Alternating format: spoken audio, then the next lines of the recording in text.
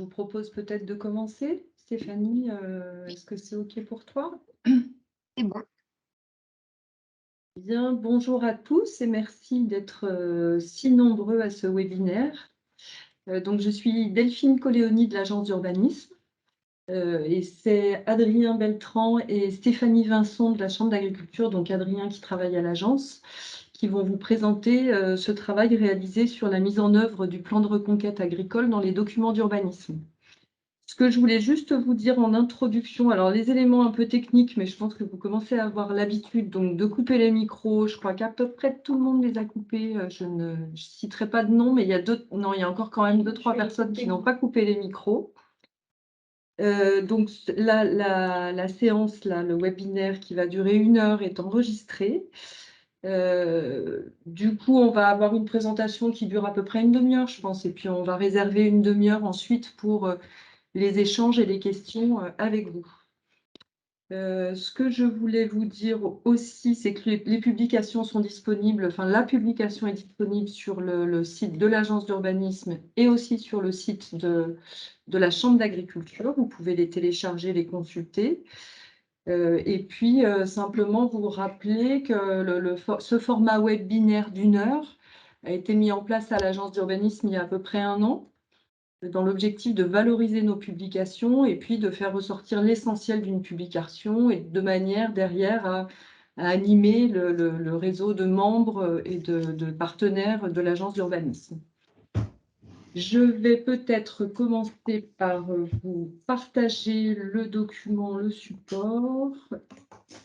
Voilà, j'espère que tout le monde le voit. Je vais essayer de le mettre en diaporama. Voilà, donc pendant cet échange, on va parler déjà de ce qu'est le plan de reconquête agricole, parce que je pense que tout le monde ne connaît pas le plan de reconquête agricole, et Stéphanie en particulier de la Chambre d'agriculture va nous rappeler, nous remettre en mémoire ce qu'est ce dispositif. Et puis, on va surtout essayer de se concentrer sur la manière dont on peut prendre en compte ce projet dans les documents d'urbanisme, donc dans SCOT et PLU. Stéphanie, je te laisse la parole. Oui, donc bonjour à toutes et à tous. Je me présente, donc je suis Stéphanie Vincent, je suis chef de projet au service foncier, aménagement et territoire de la Chambre d'agriculture du Var et je coordonne les actions entreprises dans le cadre du plan de reconquête agricole. Donc aujourd'hui, on va vous présenter à 3 voix la publication du porté à connaissance du plan de reconquête agricole. Donc c'est un document qui a été élaboré conjointement avec la Chambre d'agriculture et l'ODAT. Donc ce document, comme vous le disiez, Delphine, est disponible sur le site de l'ODAT et de la Chambre d'agriculture du Var. Et il y a également un courrier qui a été envoyé aux communes, aux EPCI, aux parcs, et également un mail envoyé au bureau d'études en charge de l'élaboration des PLU pour vous informer de cette publication et vous donner le lien vers ce document sur le site de la Chambre d'agriculture. Donc, ce porter à connaissance, cette publication, en fait, c'est un outil d'aide à la décision à l'attention des communes, des EPCI, des bureaux d'études qui ont en charge l'élaboration de leurs documents d'urbanisme, donc SCOT et PLU. C'est un outil qui a été pensé comme un guide pour mieux prendre en compte et favoriser les projets de reconquête agricole dans les documents d'urbanisme. Et donc, on va vous présenter de manière un petit peu plus vivante les éléments qui sont présents dans ce porté à connaissance. Donc, tout d'abord, je vais vous faire un rappel ou une information pour ceux qui ne le connaissent pas de ce qu'est le plan de reconquête agricole. Donc, en fait, c'est un plan qui a été créé en 2018 dans le département du Var pour apporter des solutions concertées et partagées aux problématiques qui freinent, voire empêchent le développement agricole en lien avec l'accès au foncier.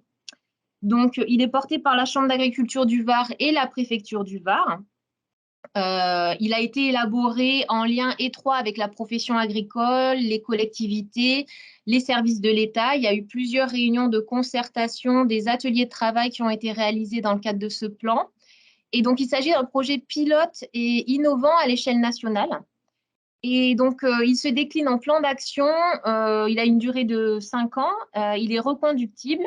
et il est destiné donc à accompagner les territoires vers un développement de leur espace agricole, tout en prenant en compte l'enjeu de biodiversité et les enjeux environnementaux qui sont très prégnants sur le département du Var. Donc, le plan de reconquête agricole, qu'est-ce que c'est? Donc, en fait, c'est un travail qui a été lancé et qui est parti du constat, en fait, qui a été fait sur le département du Var. Donc, l'agriculture varoise, en fait, elle représente une activité économique forte, mais qui a des besoins aussi de développement qui sont importants. Et donc, on a travaillé de concert avec les filières agricoles, les 17 filières du département, pour recenser leurs besoins en termes de foncier agricole. Et donc, ce plan de reconquête agricole a permis d'estimer que 10 000 hectares d'espace agricole en production supplémentaire permettraient de satisfaire les besoins des filières existantes ou les marchés locaux à l'horizon de 2030. Donc, ça ne représente finalement que 8% des espaces agricoles qui ont été perdus depuis 1960 via la déprise agricole qui a suivi la période de l'après-guerre. Donc, cette recherche de foncier agricole, on cible deux gisements. D'une part, et prioritairement, le gisement de friches existant sur le département. Et le deuxième gisement à mobiliser en second lieu, ce sont les espaces boisés qui disposent d'un potentiel agricole. Donc, ce plan de reconquête agricole propose également plusieurs outils et actions. Donc, tout d'abord, il vise à décliner les ambitions de reconquête agricole au sein des territoires. Il y a des outils opérationnels qui sont créés dans le cadre de ce plan de reconquête agricole. On a un atlas cartographique qui est en ligne sur le site de la Chambre d'agriculture et pour lequel vous avez dû avoir également une information, en tout cas les communes et les EPCI. Donc cet atlas cartographique, en fait, vise à identifier les espaces naturels qui disposent d'un potentiel agricole, donc ce sont les espaces boisés. Cet atlas cartographique et ces cartes du gisement boisé à potentiel agricole ont été faits en concertation, en collaboration avec les acteurs de l'environnement, mais également avec les filières, puisque les filières de production nous ont donné en fait des critères de production, notamment la nécessité de l'accès à l'eau, des caractéristiques en termes de pente maximum, des aires d'appellation. Donc, tout ça a été pris en compte pour élaborer donc, des cartes par filière du potentiel boisé à reconquête agricole, donc qui peuvent être visualisables ou téléchargeables sur donc, cet atlas, pardon. Mais je vais en parler un petit peu plus tard, plus en détail. Ensuite, il y a également dans ce plan de reconquête agricole des outils de préservation et de mobilisation du foncier. Donc, ça peut être des outils fonciers qui sont annexes au plan, dont on parlera aussi un petit peu plus loin dans la présentation, qui appuient les objectifs du plan de reconquête agricole. Et c'est aussi des actions de formation qui sont mises en place dans le cadre de ce plan. Ensuite, il y a des outils financiers. Alors là, ce n'est pas vraiment la mise en place d'outils financiers, mais c'est plus des incitations. Donc, des incitations des collectivités à mettre en œuvre des politiques incitatives en faveur de la reconquête agricole et des discussions également avec les banques pour permettre notamment le paiement différé des prêts pour un agriculteur qui s'installe, par exemple. Et ensuite, dans le cadre de France Expérimentation, pardon, on avait également proposé des évolutions législatives et réglementaires pour essayer de favoriser les projets de reconquête.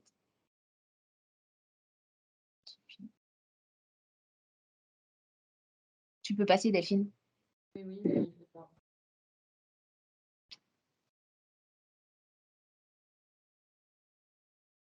Donc, une diapo avant de rentrer dans le vif du sujet du plan de reconquête agricole et des documents d'urbanisme, une diapositive peut-être pour repositionner le plan de reconquête par rapport à ces documents d'urbanisme et rappeler que le plan de reconquête, bon, comme Stéphanie vous l'a dit, c'est une ambition de reconquérir 10 000 hectares d'espace agricole sur le territoire.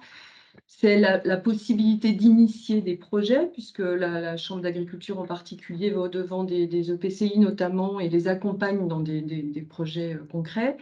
Et puis, c'est l'identification et la mise en avant d'un certain nombre d'outils qui permettent de répondre à ces objectifs-là. Donc, le plan de reconquête n'est pas un document réglementaire au sens réglementaire. Exactement.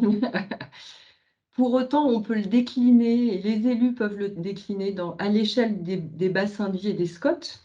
Et Adrien et Stéphanie vous en parleront tout à l'heure, de la manière dont un SCOT peut reprendre un certain nombre d'orientations dans le SCOT, dans le PLU, mais aussi à travers d'autres outils, notamment une zone agricole protégée, l'animation foncière, etc.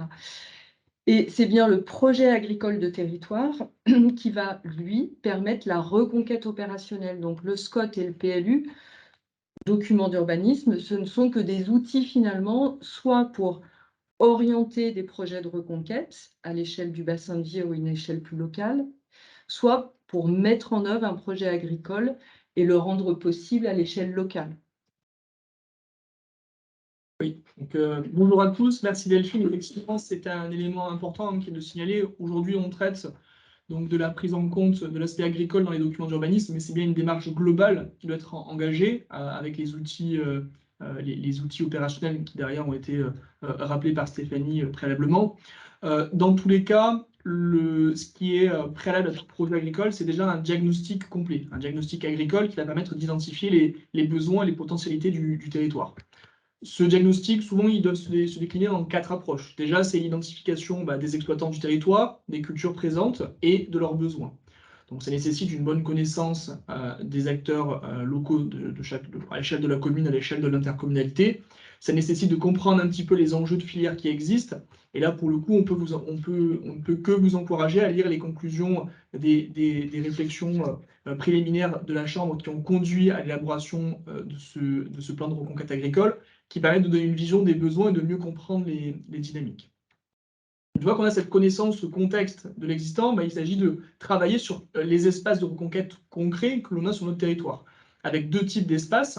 Les espaces qui sont en friche, c'est-à-dire les espaces qui ont été cultivés récemment, mais qui sont en attente, sur lesquels une remise en culture est facile, avec pour cela plusieurs outils d'identification, notamment les différents modes d'occupation des sols, les MOS, qui sont réalisés à l'échelle de chaque SCOT, donc chaque commune, chaque intercommunalité peut se renseigner auprès de son SCOT pour récupérer les données qui la concernent en ce qui concerne l'agriculture et les différents types de cultures qui sont précisés.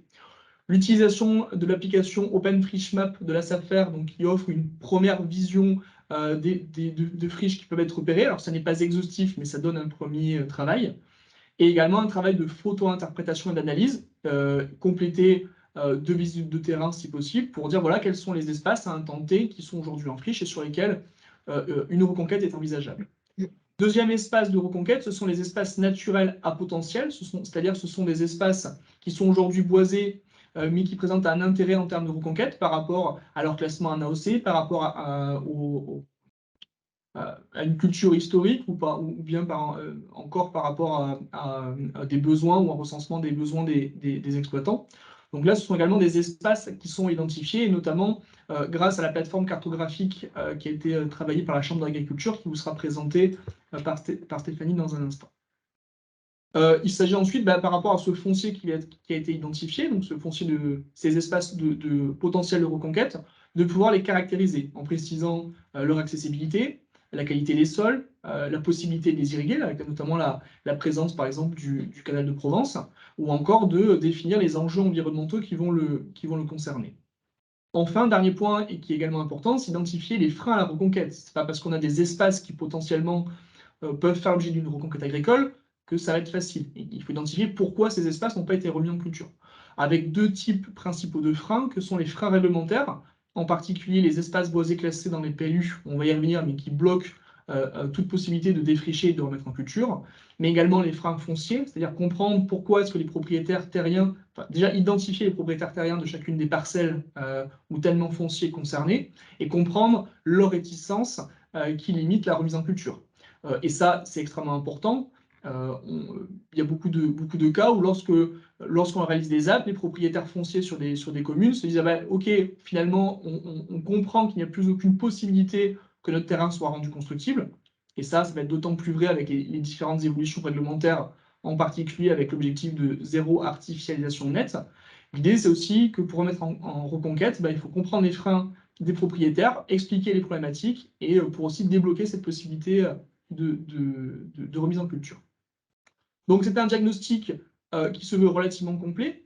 Là, on parle vraiment d'un travail qui peut avoir lieu soit dans le cadre d'un PLU, s'il y a une volonté politique que le PLU intègre cette disposition, ce travail complet, mais qui peut également être réalisé en parallèle, dans le cadre soit en parallèle du PLU, soit si vous avez déjà un PLU qui est existant, de le réaliser en complément, et pour ensuite adapter le document d'urbanisme. On va le voir comment on évoquera les différents types de procédures par la suite. Également, ce travail de diagnostic, donc là, il est très poussé, puisque l'idée, c'est d'identifier concrètement des espaces. Donc, ça a du sens à l'échelle d'un PLU ou d'un projet agricole de territoire. Au niveau d'un SCOT, ce travail peut être réalisé, mais d'un point de vue orientation objectif, on va le voir par la suite, il sera beaucoup plus restreint. Donc, il n'y aura pas forcément d'obligation d'aller aussi loin dans ce cadre. C'est un travail qui est intéressant de souligner. Il peut être replacé. C'est un travail qui est transversal, notamment dans le cadre des documents d'urbanisme, puisqu'il traite à la fois de l'analyse de la consommation d'espace, il intègre également les problématiques liées à l'état initial de l'environnement, et évidemment intègre les problématiques économiques, puisque l'agriculture, au-delà du paysage, au-delà de l'espace que ça représente, c'est aussi une activité économique à part entière. Simplement, vous avez ici l'illustration d'une précédente publication que nous avions faite avec la Chambre d'agriculture et qui traitait des questions de diagnostic agricole dans les PLU et PLUI que vous pouvez aussi retrouver sur nos sites internet. Donc là, je vais vous parler plus précisément de l'outil cartographique mis en œuvre dans le cadre du plan de reconquête agricole. Donc, c'est la plateforme cartographique des espaces boisés disposant de potentiel agricole. Donc, vous avez dû être destinataire, en tout cas, les communes, les collectivités, donc EPCI, les plans, les aménageurs, vous avez dû recevoir en fait une information suite à la mise en ligne de cette plateforme cartographique avec un accès nominatif qui vous donne donc un accès à cette plateforme. Donc, cette plateforme cartographique, elle a été mise en œuvre avec l'aide de la SAFER-PACA. Et donc, vous trouverez, si vous allez donc sur cette plateforme, l'intégralité des couches, des gisements boisés à potentiel agricole par filière, donc qui avait été affiné, comme je vous le disais tout à l'heure, avec donc les représentants des filières vis-à-vis de critères de production, donc la pente, l'accès à l'eau, les aires d'appellation. Vous trouverez également sur cette plateforme les couches des enjeux environnementaux. Et donc, notamment, on a travaillé de concert avec les acteurs de l'environnement et notamment l'ADREAL pour délimiter 3 types de dureté environnementale. Les duretés environnementales qui sont qualifiées de fortes, celles qui sont qualifiées de modérées et celles qui sont qualifiées de faibles. Donc, sur la dureté environnementale faible, en fait, ce sont les enjeux environnementaux où on ne va pas être trop contraint en termes de reconquête agricole. Modéré, il va falloir réaliser des ajustements, voire des études d'impact dans certains cas. Et la dureté environnementale forte, là, ça va mettre véritablement un frein à la reconquête agricole. Ça va être très difficile, en fait, de passer outre les enjeux environnementaux présents. Donc, vous avez également d'autres couches, un peu comme sur le géoportail de l'IGN, hein, d'autres couches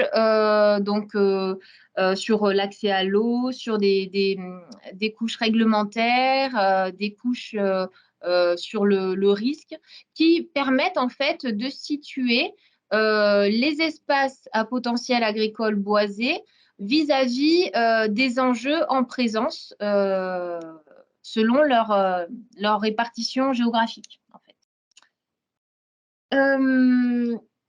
Donc, si vous n'avez pas d'accès à cette plateforme cartographique et si vous souhaitez disposer d'un accès, vous pouvez en faire la demande auprès de la Chambre d'agriculture. Donc, vous pouvez passer par moi ou passer directement via Théo Sata du service foncier aussi, qui gère en fait l'accès à ce site, à cette plateforme. Pardon. Et ensuite, donc, je vais vous parler également des deux autres publications qui sont également téléchargeables sur le site de la Chambre d'agriculture.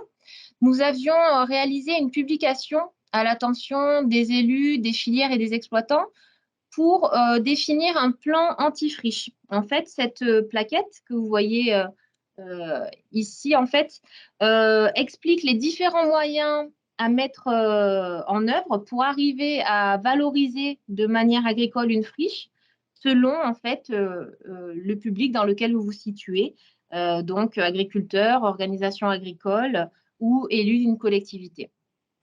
Et en fait, et bientôt donc à venir, pardon, nous allons produire un guide agro-environnemental à destination des porteurs de projets qui souhaitent reconquérir du foncier agricole boisé, qui permettra en fait d'aiguiller les agriculteurs et ces porteurs de projets sur les mesures donc, qui permettent de concilier leurs projets de mise en culture de parcelles donc en friche comme de parcelles boisées également, avec les enjeux environnementaux.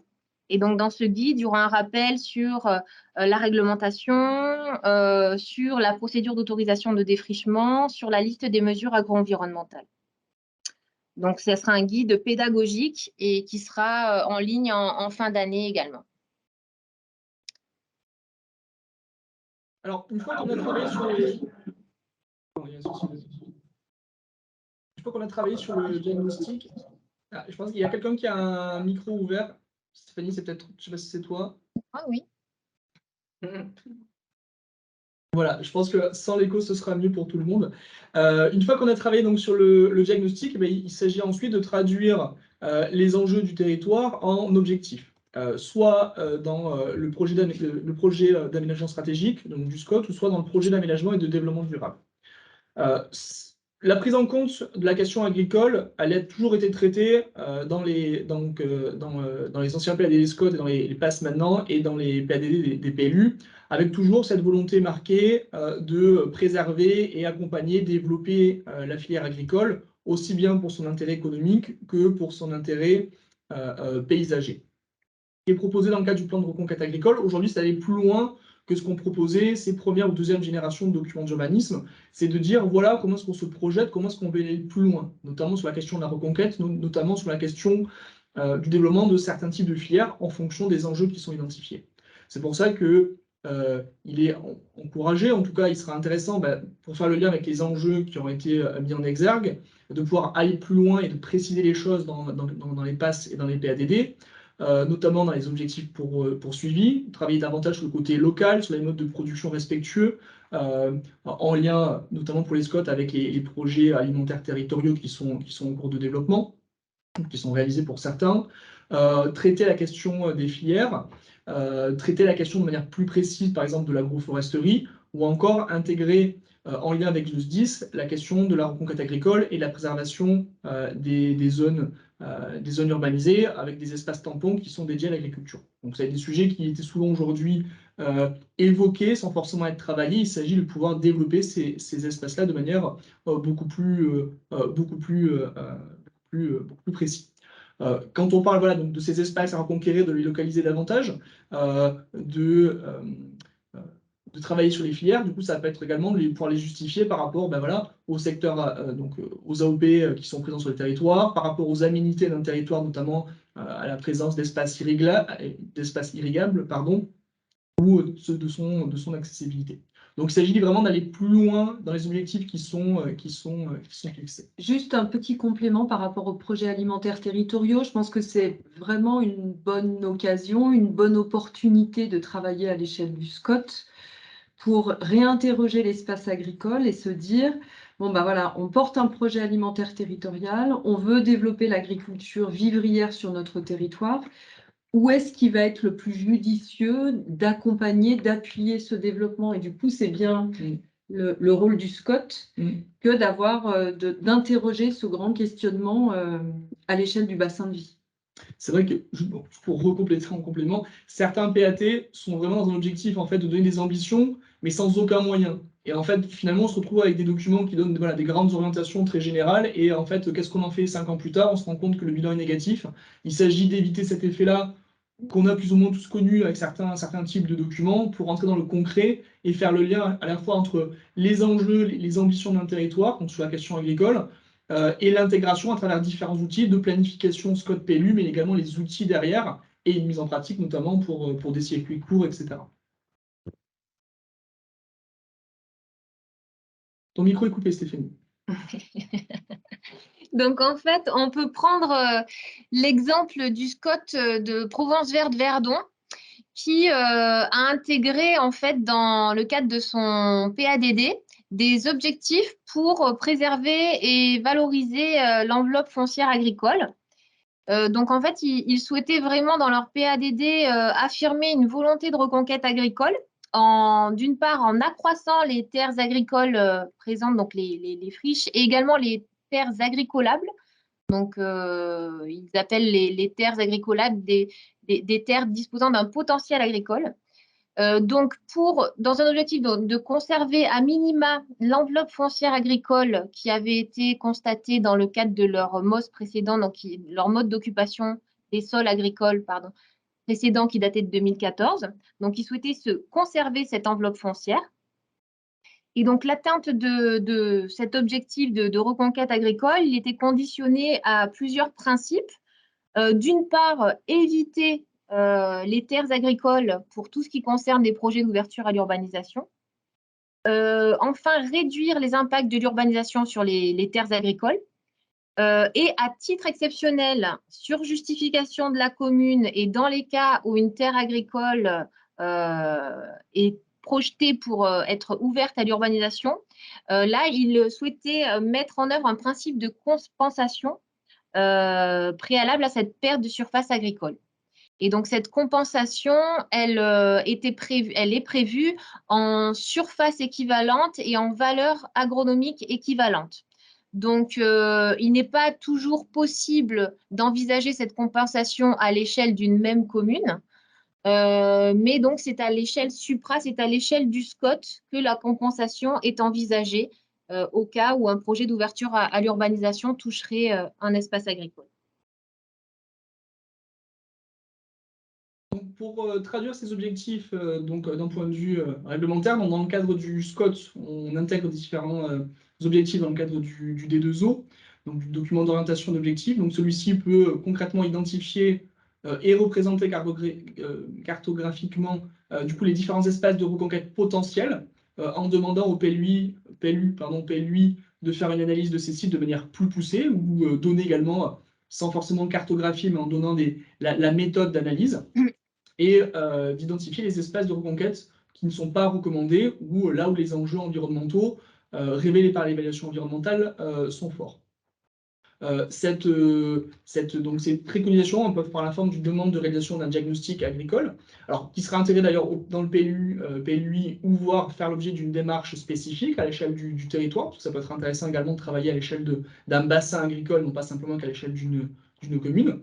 Ça peut être de demander au PLUI de travailler sur certaines orientations d'aménagement et de programmation. On va voir les deux exemples qui existent par la suite. Ça peut être également, plus que simplement favoriser la reconquête agricole suite à cette analyse, mais préciser un objectif chiffré de reconquête agricole, 100 hectares, 150 hectares, 200 hectares par exemple, avec le délai pour y parvenir. Je rappelle que dans les scopes, on peut également avoir un programme d'action désormais qui permet de préciser les modalités d'action afin d'atteindre ces objectifs, donc qui s'en charge, quelles modalités, etc. Et enfin, de rappeler l'ensemble des bonnes pratiques en matière de foncier agricole, comme les zones agricoles préservées, qui permettent de protéger le foncier. Deux exemples sur la manière dont est traduit aujourd'hui, et deux exemples dans lesquels ce dos, par exemple, donc, que Stéphanie va présenter, pardon. Voilà. Donc, en fait, il y a le SCOT de Provence Méditerranée qui demande en fait aux communes d'établir un diagnostic agricole en lien avec la profession agricole et donc d'inclure les espaces recensés, notamment des espaces de reconquête agricole possibles sur des espaces naturels. Donc, ça serait de la reconquête surtout en milieu boisé. Qui serait identifié donc dans ces diagnostics et intégré à la délimitation du réseau jaune du SCOT. Voilà, et donc réintégré potentiellement aussi en zone agricole par la suite. Et ensuite, il y a aussi l'exemple donc du SCOT de Provence Verte Verdon qui demande à ces communes, donc au PLU, d'identifier les espaces agricolables. Donc, les espaces agricolables, ce sont des espaces qui répondent à des critères cumulatifs suivants. Donc, ce sont des espaces qui ne sont pas bâtis, qui ne sont pas cultivés ou alors qui sont en friche depuis plus de 20 ans, qui présentent un potentiel agricole.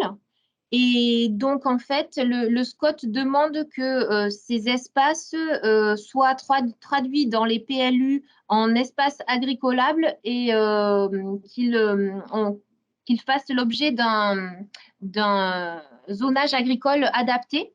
Donc, un zonage agricole indicé, par exemple, un zonage AF pour agricole futur ou AR pour agricole de reconquête.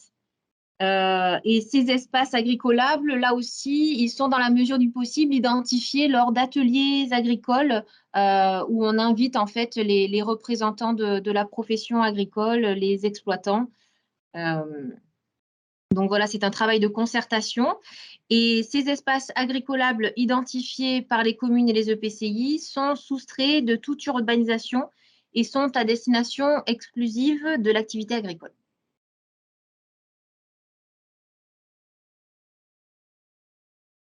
Pour faire le lien du coup avec les PLU et ce que vient d'annoncer Stéphanie, notamment sur la manière dont se traduit réglementairement du coup, ces espaces de reconquête. Alors, il y a plusieurs solutions qui sont évidemment possibles. Peut-être en préambule, il est important de rappeler qu'aujourd'hui, dans un document d'urbanisme, on ne peut pas réglementer une culture. C'est-à-dire qu'il est possible de cultiver en zone agricole, en zone naturelle, mais également en zone urbaine ou à urbaniser, AU. Donc, ce qui est important, le zonage, c'est que ça permet de limiter la constructibilité, et notamment la constructibilité qui n'est pas agricole. Donc, on peut très bien cultiver, autoriser des exploitations agricoles en zone agricole comme en zone naturelle, selon des cas spécifiques, mais c'est envisageable.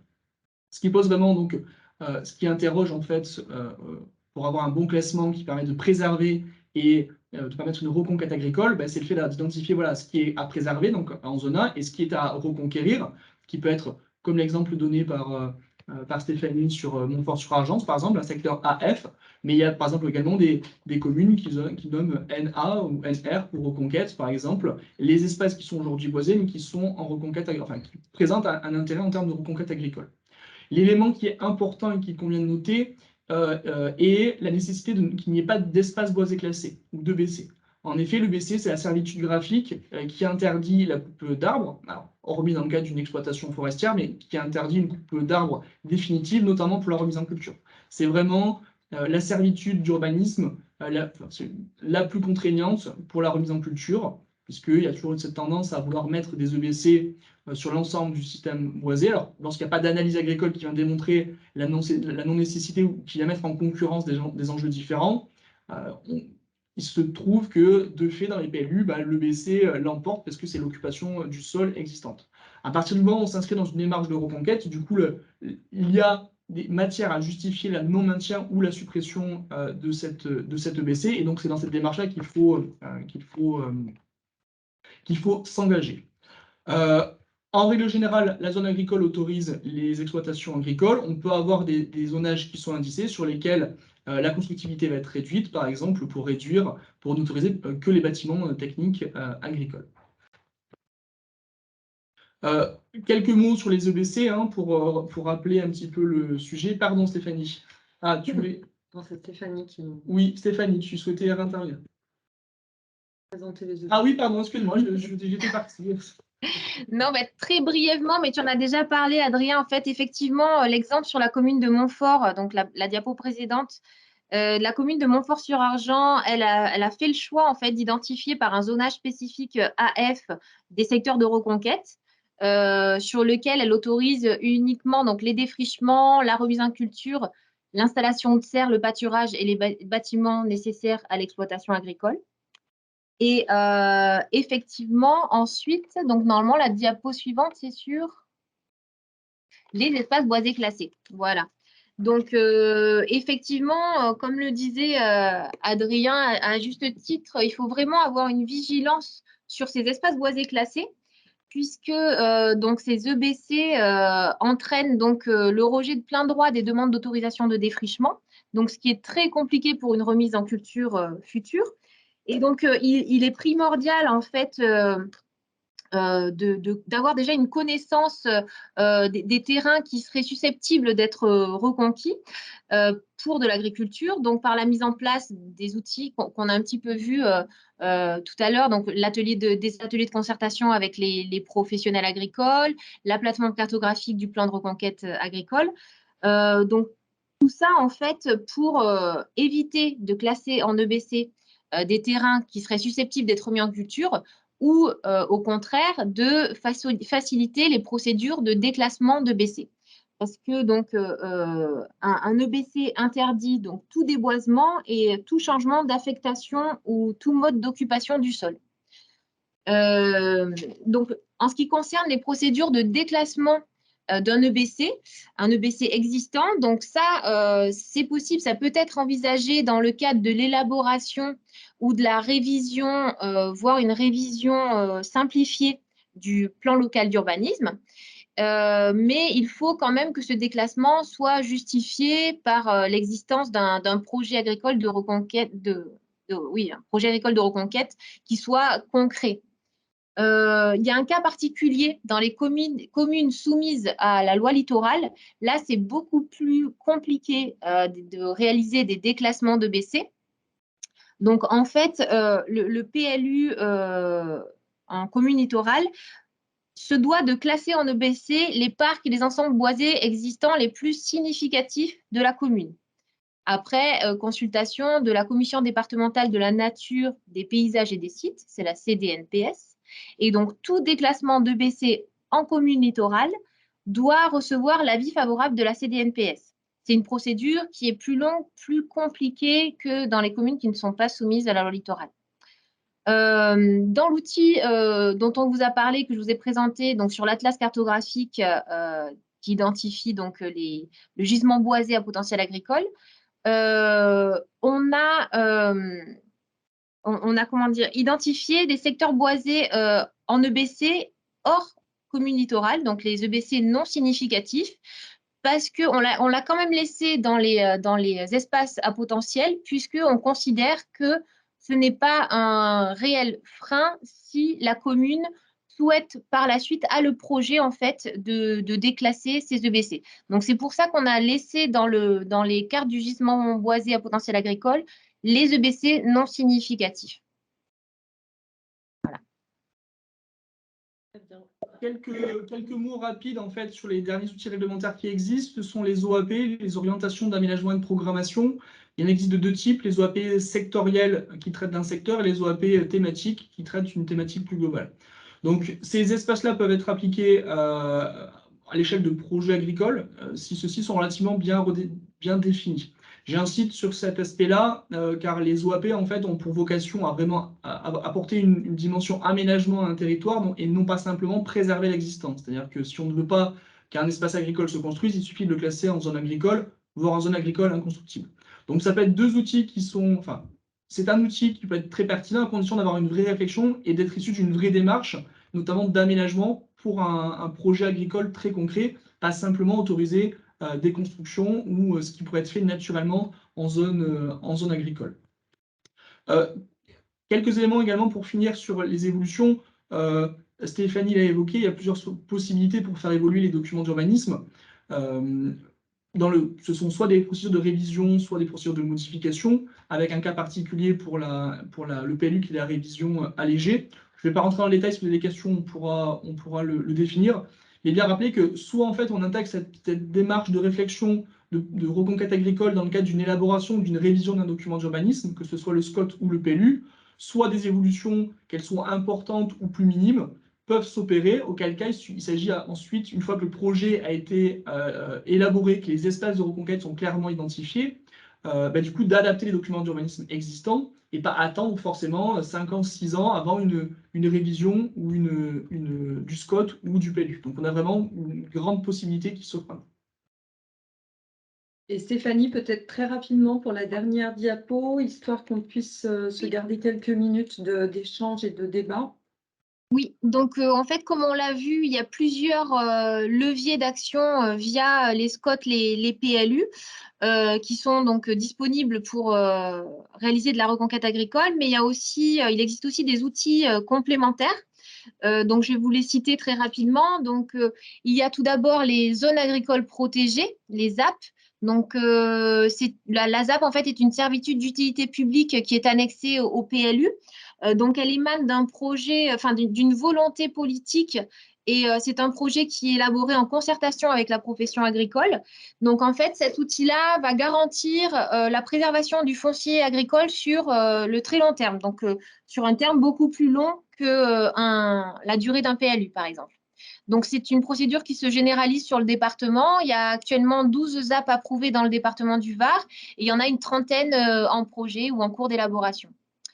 Ensuite, il y a les conventions d'intervention foncière, notamment, qu'on peut mettre en place avec la SAFER pour donc réaliser une veille foncière sur les territoires, donc à l'échelle d'une collectivité, d'une commune.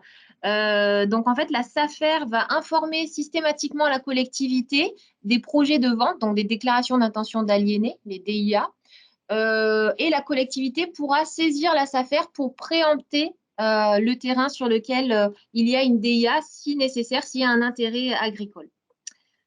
Ensuite, donc, il y a des actions d'animation foncière. Donc, ça, c'est vraiment des outils qui sont indispensables. En général, on réalise cette animation foncière de concert, donc Chambre d'agriculture et SAFER. Donc, ces animations foncières sont mises en place notamment dans le cadre de la mise en œuvre des zones agricoles protégées, mais plus généralement aussi de projets agricoles sur les collectivités. Et ça permet de mobiliser les propriétaires de terrains en friche. Donc, ce n'est pas toujours suffisant, mais c'est une première procédure amiable pour sensibiliser et essayer de reconquérir du parcellaire en friche. Ensuite, il y a, pardon, il y a également la procédure des biens vacants et sans maître. Donc ça, c'est réalisé par la SAFER aussi. C'est en fait une procédure qui permet de réaffecter un bien dont le propriétaire est inconnu ou décédé sans héritier au giron communal. Voilà. Bon, par contre, ça ne permet pas de reconquérir un foncier suffisant généralement pour réaliser de vrais projets agricoles, mais ça va être un outil à mobiliser en complément de ceux qu'on vient de citer. Et enfin, le dernier outil, c'est la mise en valeur des terres incultes. Donc là, c'est une procédure réglementaire qui est assez coercitive, qui peut avoir deux origines, donc soit une origine collective, soit une origine individuelle. Et en fait, ça va quand on lance cette procédure, en fait, on dénonce l'état d'inculture d'une parcelle et on saisit le préfet pour demander en fait l'autorisation d'exploiter cette parcelle qui n'est plus cultivée depuis plus de 3 ans, parce que c'est sur la définition de la friche. Donc, c'est pas une procédure c'est pas une procédure de location forcée, mais quand même, donc le préfet va saisir le conseil départemental qui va lui-même saisir la commission départementale d'aménagement foncier. Et en fait, il peut y avoir ensuite un droit à exploiter si le propriétaire du bien ne souhaite pas remettre en valeur lui-même sa parcelle. Voilà. J'ai essayé de faire court. Merci. Il nous reste un petit quart d'heure pour échanger, si vous le voulez bien. Alors, visiblement, il n'y aurait pas de questions.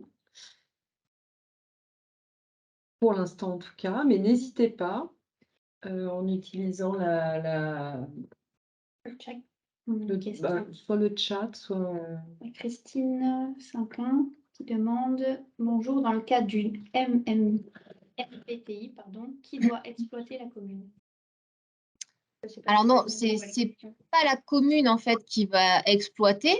Généralement, donc ça peut être, donc si c'est une procédure individuelle, c'est un exploitant qui va saisir le préfet puisque il a repéré en fait une friche depuis plus de 3 ans qui l'intéresse. Et donc à ce moment-là, c'est lui qui va solliciter donc le préfet. Si c'est une procédure collective, ça va être le PCI qui peut être appuyé également par la Chambre d'agriculture qui va saisir le préfet. Mais ensuite, il y a une publicité en fait qui est réalisée et il y a comme un appel à candidature en fait qui est lancé pour trouver des exploitants qui souhaiteraient remettre en valeur de manière agricole ces parcelles.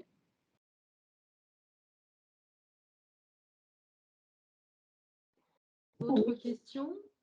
Oui, je veux bien. Est-ce que, au lieu de déboiser systématiquement, est-ce qu'il n'est pas possible sur les zones brûlées, là où il y a eu des incendies, de reconquérir là les terres pour faire l'agriculture plutôt que de déboiser encore? Alors, pour une première réponse, souvent les terres qui sont boisées sont classées en EBC, donc en fait il faut déjà déclasser les EBC, justifier vis-à-vis d'un projet de reconquête agricole. Après c'est un choix, on va dire, de localisation. Est-ce que les espaces qui ont brûlé présentent un intérêt en termes de qualité des sols, peut-être pour favoriser la reconquête agricole? Après ça va être un choix peut-être déjà politique, et ensuite il faudra des agriculteurs qui sont prêts à bien cultiver dans ces espaces-là, mais ça peut être un positionnement, effectivement. D'accord. Et pour l'eau, est-ce qu'on n'a pas trop parlé du problème de l'eau parce que l'agriculture, ça demande beaucoup d'eau et on est de moins en moins riche en eau. Voilà. Donc, est-ce qu'on peut aiguiller les exploitants sur une agriculture moins gourmande en eau? Est-ce qu'on peut leur demander ou leur imposer, ça m'étonnerait, mais… Alors, si je peux juste déjà rebondir en fait sur le point précédent, il faut que vous sachiez que dans le cadre du plan de reconquête agricole, il y a une action qui est en lien avec la DFCI, où en fait on sollicite les maîtres d'ouvrage PIDAF notamment pour vérifier avec eux des espaces où potentiellement on pourrait mettre en place des coupures de combustible agricole. En faveur donc, de la reconquête, mais avec un objectif DFCI en appui des PIDAF existants. Et ensuite, sur l'accès à l'eau, effectivement, effectivement, le département du Var n'est pas irrigué en totalité, bien loin de là. Mais il y a une réflexion qui est en cours avec la Société du Canal de Provence au sein des territoires pour essayer justement d'évaluer des projets de développement de cette eau d'irrigation sous pression au sein des territoires. C'est en cours, mais après, c'est aussi un projet qui est long. Hein, donc, effectivement, après, il y a les PAT donc, qui se mettent en place et on peut effectivement aussi dans les PAT essayer d'aller vers des productions moins consommatrices en eau. De toute façon, là, c'est vrai que les changements climatiques qui ont lieu aujourd'hui nous poussent aussi à cette réflexion-là. Oui, nous avons beaucoup de vignes, des châteaux, des oliviers, des trufficulteurs qui normalement ne doivent pas arroser, mais arrosent quand même. Et ça c'est embêtant pour d'autres agriculteurs qui voudraient… On a 2 autres questions. La question de la diversification, de la complémentarité, par exemple en permaculture. C'est vrai qu'on est sur un territoire très largement majoritaire viticole. Presque tous les territoires maintenant portent des projets alimentaires territoriaux, pas tout à fait, mais presque. Et c'est vrai qu'il y a un enjeu important de développer l'alimentation. Après, comme le disait Adrien tout à l'heure, il est difficile à travers le PLU d'orienter vers, enfin il est difficile, voire impossible en fait, d'orienter vers un type de production. Donc là, on est plus sur les autres outils qui ont été présentés par Stéphanie, notamment toutes les questions d'animation foncière, en fait, de travail avec les collectivités. Certaines communes font des acquisitions foncières, maîtrisent le foncier. Il y a vraiment beaucoup de communes dans le Var qui portent des politiques foncières agricoles, des projets agricoles vraiment vertueux. Enfin, moi, il me semble qu'il y a eu une vraie multiplication de ces dernières années là. Et on va globalement dans le sens d'un renforcement d'une production alimentaire. Voilà, pour autant, c'est vrai qu'on pourrait aller vers une viticulture qui réserve parfois certains espaces pour du maraîchage ou pour de l'arboriculture, des olives, des amandes, etc. Bon, on va dans ce sens-là, mais en tout cas, la réponse ne va pas être trouvée à travers les documents d'urbanisme. Même si le SCOT et le PLU peuvent donner un certain nombre d'indications, et c'est déjà ça. Mais réglementairement parlant, c'est compliqué, quoi. On avait une autre question. Serait-il possible d'interdire le passage en zone constructible des parcelles raccordées à l'eau du canal? Alors, je sais que le SRADET déjà interdit, hein, je me tourne vers Adrien, mais la consommation d'espaces agricoles en zone irrigable.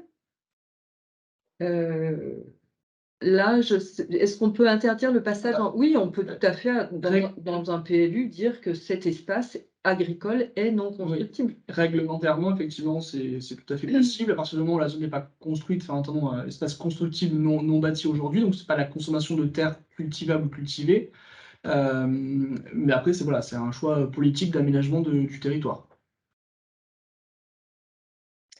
Alors, pas un grain de raisin local dans nos cantines, oui, c'est vrai.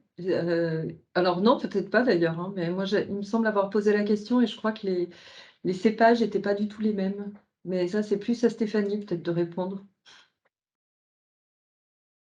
Mais c'est vrai qu'on pourrait se dire qu'on a un sacré potentiel pour du vin de table. Pour du vin de table, non, pas du raisin de table. Il y a une partie de la production viticole qui est, alors effectivement, c'est pas la majeure partie, hein, mais il y a une production en raisin de table. Alors après, effectivement, pour l'approvisionnement des cantines, bah là, ça dépend aussi des politiques des collectivités, hein, qui mettent en place ou pas une alimentation locale au sein de leur cantine. Moi, je voulais juste poser une question aux participants. Est-ce que certains d'entre vous portent des projets de reconquête agricole aujourd'hui? Portent ou un projet? Monsieur Diaz, je crois. On ne vous entend pas. Votre micro est coupé. Donc, ville de Draguignan. On ne vous entend pas. Donc, nous saurons qu'à Draguignan, on a un projet de reconquête agricole. Ah si, ça y est. Oui, oui, on travaille sur un plan de structuration de la filière agricole et agroalimentaire. On a fait un audit au niveau de nos friches sur le territoire.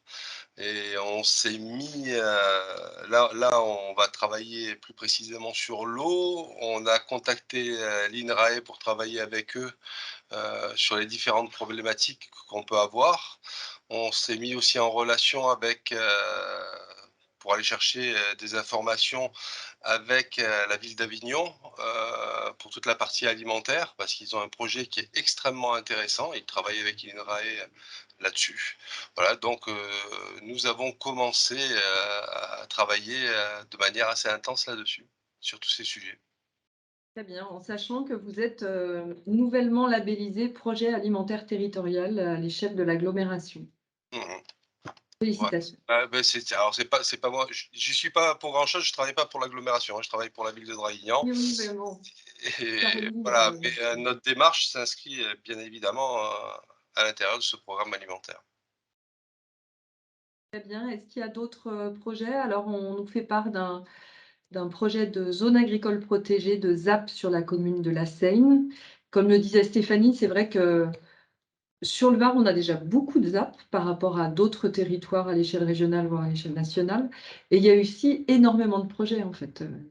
Tu disais tout à l'heure 32 projets, c'est ça, 35? Oui, effectivement, il y en a une trentaine. Ouais. Après, maintenant, la mise en place aussi de ZAP devient un critère d'éligibilité à l'accès à l'eau sous pression aussi, au développement du réseau du canal de Provence.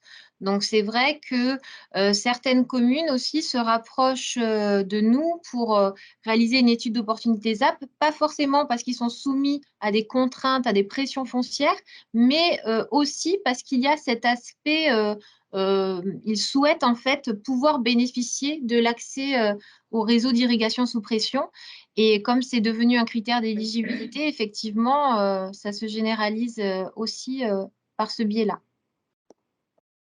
Madame Robert, vous avez une question? Oui, tout à fait, un peu sur la même lignée que est-ce qu'on peut ou pas orienter les cultures qu'on met en place sur ces zones qu'on a reconquis. Ma question était de savoir si on pouvait, par un des leviers possibles, orienter vers de l'agriculture bio plutôt que de l'agriculture conventionnelle. Parce que je représente ici AgriBiovard, donc forcément, je défends mon bout de l'art. Alors, pas forcément en fait dans le cadre de la mise en place d'une zone agricole protégée, mais plus simplement en fait dans le cadre de la reconquête de friches. Je pense notamment à la commune de Cogolin et l'intercommunalité du SCOT, donc du golfe de Saint-Tropez, sur la plaine de Grimaud, pardon, pas sur la plaine, pas sur Cogolin. Donc c'était sur des propriétés communales et sur un stock foncier SAFER aussi. Donc c'était un petit peu particulier. Mais par exemple, donc ils avaient un pool de friches qu'ils ont souhaité remettre en culture et ils ont lancé un appel à candidature en ayant bien entendu identifié les potentialités agricoles des différentes parcelles au préalable. Hein. Mais ils ont lancé un appel à candidature en privilégiant certains types de production, étant donné que c'était eux aussi les propriétaires. Donc là, c'est vrai que ça facilitait les choses. Mais il y avait certaines parcelles pour lesquelles le bio était privilégié et les candidats non bio voilà, avaient moins de chances en fait de pouvoir être retenus sur cette parcelle-là. Ça peut être envisageable dans le cadre de la mise en place d'une ZAP ou hors cadre. La communauté de communes du Golfe aussi, enfin là tu parlais de la commune de Cogolin, mais la communauté de communes du Golfe, à travers son projet La Patronne, vise Ouais. également, et généralement les collectivités, je pense qu'elles sont souvent, quand elles interviennent, sur des projets de remise en valeur à travers une agriculture biologique. Mm. Mais c'est vrai qu'il faut la maîtrise foncière en fait. Ouais. Alors c'était Alors, bien il y a la commune après, il y a de, peut-être d'autres c'est la commune de outils, hein. Grimaud hein, et pas Cogolin. Je me Ah, suis, pardon. trompée. Ouais, ouais. Pardon, Monsieur Diaz, oui, vous vouliez compléter votre intervention. Oui, en fait, je voulais reparler de la problématique de l'eau quand on parle d'eau sous pression, mais en fait, aujourd'hui, l'eau sous pression, ça coûte horriblement cher quoi, à faire venir. Enfin, la connexion au canal de Provence, c'est pas gratuit, loin de là. On a une ressource qui est extrêmement mal et qui n'est pas exploitée, c'est les eaux grises. Et ces eaux grises peuvent être exploitées aussi en agriculture avec des systèmes de filtration. Donc moi, c'est plus cette orientation-là que j'aimerais mettre en avant. C'est extrêmement compliqué aujourd'hui, enfin, c'est extrêmement cher de faire venir de l'eau, mais on pourrait peut-être optimiser notre consommation d'eau déjà. Je ne sais pas si vous avez fait une petite étude ou si vous avez un peu lu sur les eaux grises. Je vais vous donner un exemple sur la commune de Draguignan. En utilisant les eaux grises, j'appelle eau grise l'eau des salles de bain et l'eau des machines à laver, pas autre chose. Si on utilisait ces eaux grises-là sur Draguignan et dans un monde merveilleux où on pourrait récupérer les eaux grises sur toute la population, on baisserait la consommation d'eau potable de 20% sur la commune et avec une utilisation de l'eau qui est l'équivalente à ce qu'elle est aujourd'hui, on aurait un surplus d'eau par an de 240 piscines olympiques. Mhm. Donc donc on fait venir de l'eau. Le premier gaz à effet de serre, et de très très loin, c'est la vapeur d'eau. C'est 95% du gaz à effet de serre dans l'atmosphère. On va chercher de l'eau de plus en plus loin, de plus en plus profond. Faudrait peut-être qu'on songe à optimiser notre consommation. Voilà, c'était la réflexion. Et juste un petit truc sur le raisin de table. Le raisin de table, c'est extrêmement compliqué à faire en biologique. Et c'est peut-être pour ça qu'on n'en a pas qui vient du coin. Voilà. Merci pour vos compléments d'information. Juste, certains territoires se posent la question, alors je ne sais pas si on appelle ça de l'eau grise aussi, mais c'est l'eau issue des stations d'épuration. C'est la même chose. Non, c'est pas la même chose. C'est D'accord. Vous les êtes en eaux amont. noires, les stations d'épuration. Là, je vous parle vraiment, c'est des eaux qui ne passeraient même pas par les stations d'épuration. Oui, En fait, voilà. c'est juste un Un filtrage à circuit court. sable. Et pour la végétation, pour nettoyer nos villes, pour utiliser pour nos sanitaires aussi, Oui, tout à fait. toute cette eau-là pourrait être réutilisée et on économiserait de manière incroyable l'eau. Oui. Très bien, on va rester sur cette touche liée à la sécheresse, à l'eau, au contexte local et varois et agricole. Et d'innovation. Et d'innovation. On vous remercie tous. Le sujet, en fait, on aurait pu en parler encore pendant un petit moment, je pense, mais c'est vrai qu'on va essayer de rester sur le format d'1 heure. En tout cas, on aura, je pense, d'autres occasions d'échanger sur le sujet. Merci à tous et à bientôt. Merci. Merci à vous. Merci, au revoir. Au revoir.